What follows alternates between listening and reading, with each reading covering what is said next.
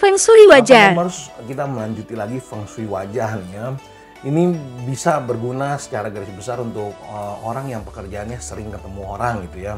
Sales misalkan, atau menawarkan sesuatu, atau rekan, atau temen, atau calon pacar nih ya. Banyak metodenya, nah kita bahas dari yang dasarnya dari bentuk wajahnya dulu nih. Nah, ada beberapa metode gitu ya, yang supaya gampang. Yang pertama dilihat adalah dahi. Ya, dahi yang pertama dilihat, terus ini tulang pipi nih, tulang pipi ya, rahang, sama dagu gitu ya. Nah, kalau yang orangnya mukanya kelihatannya bulat nih ya, kurang lebih seperti ini. Saya gambarnya ekstrim supaya lebih gampang gitu ya. Dia orangnya dia baik, dia penolong, dia optimis, tapi dia kadang-kadang dia ceroboh ya.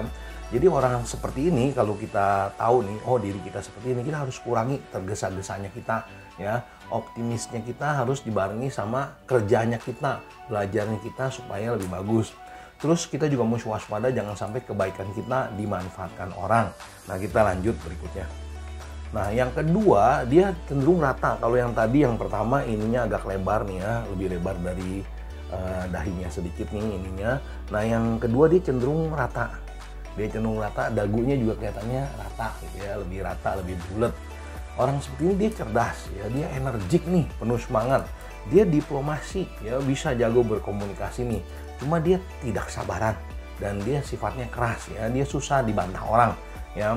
Nah, orang seperti ini dia dalam berdiplomasi, kalau dia jadi sales, dia mesti lebih bisa ngikutin ritme lawan bicaranya ya, kekerasan hatinya dikelola nih ya, supaya dapat jalan tengahnya. Jangan begitu keras sampai nggak ketemu jalan tengah kalau dalam berkomunikasi. Nah, bentuk wajah yang ketiga dia mirip yang tadi yang nomor 2 tapi lebih kecil ya, dahinya lebih kecil, ininya lebih kecil gitu ya.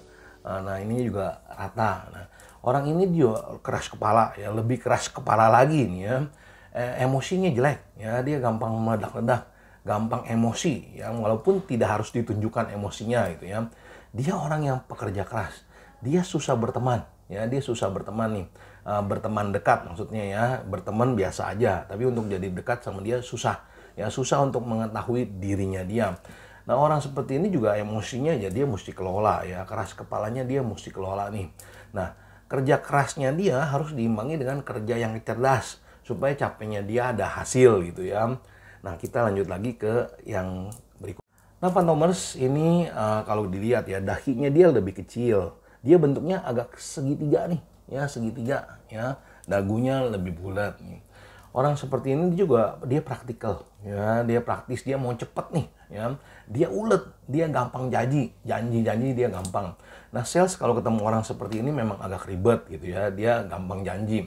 Atau kita ketemu orang seperti ini kita mesti waspada. Biasanya kan dahinya nggak kelihatan karena ditutupin poni gitu ya. Nah, kita bisa lihat kalau lebih jelas kalau dia angkat dahinya. Dahinya lebih kecil, bawahnya lebih besar tuh ya. Nah, orang seperti ini kalau dalam bisnis dia akan berat di awal. Ya, di akhirnya dia bisa berhasil. Keras kepalanya dia dikelola, cerobohnya dikelola. Orang seperti ini juga susah dalam berteman ya. Dia gampang-gampang janji tapi banyak teman yang kecewa sama dia karena gampang janji. Nah, dia mesti kelola nih ya, gampang janjinya dikelola sedikit. Nah, yang berikutnya sendiri dia dahinya lebar terus mengecil nih, dia terbalik seperti yang tadi tuh ya, atasnya lebar bawahnya agak kecil ya. Dia orangnya cerdas dan dia bisa mengembangkan bisnisnya ya. Dia susah bersahabat, berteman dia gampang, bersahabat dia susah. Dia kesepian ya, dia bisa kesepian di masa tuanya. Kadang orang seperti ini kurang percaya diri, walaupun dia punya kemampuan, dia ragu-ragu, bisa nggak ya saya nih ya. Nah, orang ini dia harus coba ya, harus dia yakin bahwa apa yang dia siapkan bisa menghasilkan, apa yang dia kerjakan bisa berhasil. Jadi kurang percaya dirinya bisa ditekan. Nah, terus dia susah bersahabatnya, dia mesti kelola, dia mesti belajar lebih membuka diri ya. Nah, orang seperti ini juga dalam mengembangkan bisnisnya, dia mesti mencoba hal baru atau melihat peluang baru supaya dia lebih berhasil. Nah, yang berikutnya sendiri dia dahinya lebar ya, tulang pipinya lebar, rahangnya juga lebar, ininya lebih rata ya, lebih rata nih, lebih mirip kotak gitu ya. Dia cerdas, dia pemarah, dia kadang egois gitu ya, dia lebih memikirkan dirinya sendiri dan dia kehidupannya keras ya. Dia kalau mau mengejar sesuatu, dia harus mencapai tujuan. Nah, orang seperti ini egoisnya ya, dia mementingkan diri sendirinya harus dikelola supaya jalannya lebih enak. Emosinya dikelola supaya jalannya juga lebih enak nih. Nah, Pantomers ini mirip yang segitiga tadi ya, segitiga tuh ya, yang bawahnya besar, atasnya kecil, bawahnya makin besar. Cuma bedanya lihat di dagunya ya, dagunya dia lebih tajam. Kalau yang tadi yang sebelumnya tuh dia dagunya lebih rata, ini lebih tajam. Orang seperti ini dia sensitif ya, dia orangnya sensitif, dia gampang tersinggung, dia gampang marah gitu ya. Nah, dia sangat memperhatikan pertemanan nih ya, sangat memperhatikan pertemanan dan dia mudah dipengaruhi sama lingkungan. Nah, orang seperti ini dia mesti waspada, jangan sampai dia berkorban untuk teman yang salah.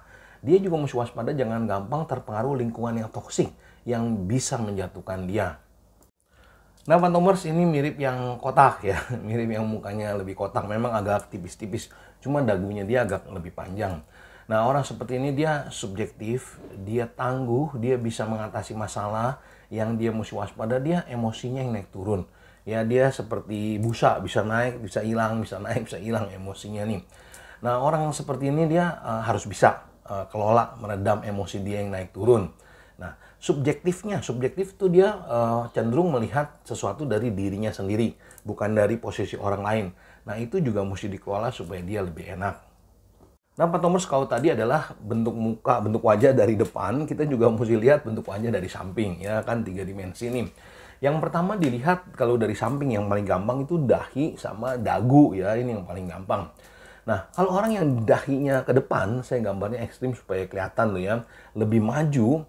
Nah, dia pemikirannya lambat, ya dia lambat. Dia susah mengambil keputusan. Dia akan banyak pertimbangan. Nah, orang-orang seperti ini kadang-kadang melewatkan peluang-peluang yang ada. Nah, sales kalau ketemu orang seperti ini, dia mesti pinter nih ngegiringnya supaya dia bisa closing nih ya, gitu ya, supaya bisa deal nih. Nah, kita juga lihat lagi kalau misalnya orang dahinya maju tapi dagunya turun. Ya, tuh lihat saya di taruh panahnya tuh. Dia orangnya berpikirnya lambat, tapi dia bisa bertindak cepat. Dia susah mengambil keputusan, tapi kalau dia udah mengambil keputusan, dia pasti jalanin itu. Nah, masalahnya kadang-kadang dalam dia berpikir, dia ketinggalan peluang-peluang bagus. Nah, orang seperti ini mesti melatih gini ya, gimana dia berpikir lebih cepat dan bertindak lebih cepat dan tepat ya. Jangan sampai dia udah mikirnya lambat, bertindaknya cepat, dia nggak tepat, dia gagal juga. Nah, satu lagi model ya, ini saya sengaja gambar ekstrim gitu ya. Orang yang dahinya maju tapi ininya maju juga dan bahkan dagunya bisa lebih panjang dari dahinya. Orang ini rada repot ya, dia udah berpikir lambat, dia juga bertindaknya lambat banget. Ya, ini yang dia mesti waspada, dia mesti benar-benar kelola dirinya, upgrade dirinya, banyak belajar orang seperti ini nih. Nah, satu lagi kalau dahinya dia bukan maju tapi dia naik ke atas ya. Gambar itu naik ke atas. Dagunya dia turun ke bawah. Dia berpikirnya cepat, cuma dia bertindak tergesa-gesa tapi hasilnya kurang. Orang seperti ini dia mesti bisa ngerem ya. Waktu dia mau mengerjakan sesuatu dia berpikir cepat terus dia mesti mikir ulang gitu ya. Tindakannya udah pas belum tuh. Dia jangan tergesa-gesa. Dia mesti bisa memperhatikan hal kecil. Kalau enggak dia bisa jatuh gara-gara hal kecil. Atau dia mesti evaluasi ulang pemikirannya dia, tindakannya dia bagaimana. Supaya dia udah berpikir cepat, dia jangan tergesa-gesa, dan hasilnya bagus. Nah, Pantomers itu sebagian kecil dari Mian Xiang, atau kita bilang Feng Shui wajah. Masih ada satu seri lagi tentang pembagian wajah dari 12 ruangan ya. Kita bisa lihat bagaimana tantangan dan peluang kita. Ya, untuk lebih jelasnya lagi nanti kita bahas di live jam 10 malam. Sekali lagi tetap semangat. Makin sukses, makin sehat, makin harmonis, makin banyak rezekinya. Kita ketemu di live jam 10 malam.